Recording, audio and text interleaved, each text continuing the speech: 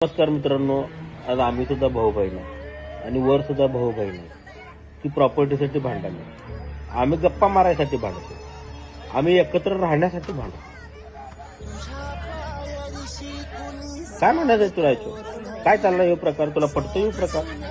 हा काय प्रॉपर्टीसाठी कशाला भांडायचं? काय भांडायचं? जाताना नेणार आहे, सगळं ठेवून जाणार आहे, येणाऱ्या पिढीला ठेवून जाणार सगळीजण. आणि उद्या ती पिढी असली निघली तर नशीब ती आई बा मला काय माहित नाही, म्हणजे तुमचं आई वडील आहेत का नाही, ते असलं चुकून तर ते वांद्यावरून ते आई बा कुठं मुंबईला की ह्याच्यात.